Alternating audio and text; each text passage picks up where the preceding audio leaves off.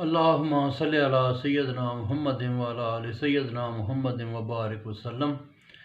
اچھا جی، قرآن مجید میں یہ آگے چیزوں پہ غور کرتے ہیں کہ اللہ تعالیٰ نے منکروں کی خوبیاں بتائیں، خامیاں بتائیں، کہ یہ ایسے لوگ ہوتے ہیں کہ ان کے دل پہ مہر ہوتی ہے اور یہ مانتے نہیں۔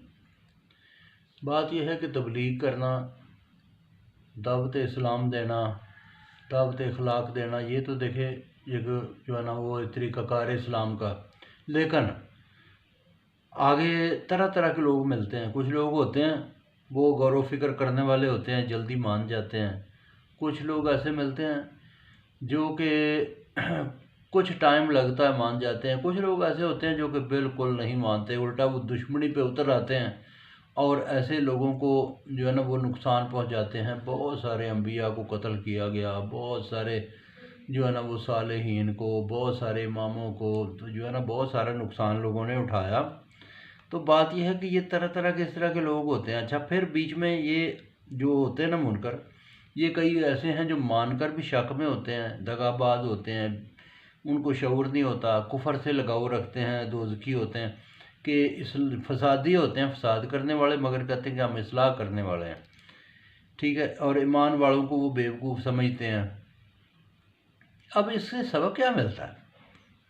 سبق یہ ملتا ہے کہ انسانوں کو چاہیے، کہ مسلمانوں کو بھی چاہیے، اہل ایمان کو چاہیے، اتنا سادہ نہ بنے، غور و فکر رکھے، ہر قوموں کی تحقیق رکھے، گروپوں کو دیکھے، کہ بات یہ ہے کہ کوئی خواہ مخواہ جو ہے نا کہ کوئی کہے کہ ہم اصلاح کرنے آئیں اور وہ فساد کرا دے، ٹھیک ہے جی، اس طرح سے نہیں ہونا چاہیے۔ تو جو تمہیں مطلب اہل ایمان کو جو بیوقوف سمجھے، تو ایسے بندے سے بھی خبردار رہنا چاہیے، ہوشیار رہنا چاہیے، تاکہ جو ہے نا وہ اہل ایمان کو یہ نقصان نہ اٹھا بیٹھیں ایسے گندے لوگوں سے۔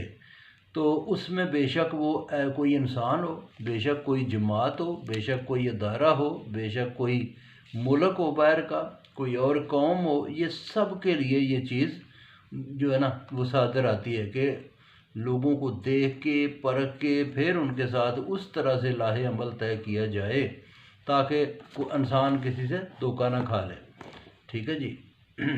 تو بہت شکریہ، باقی پھر سناؤں گا۔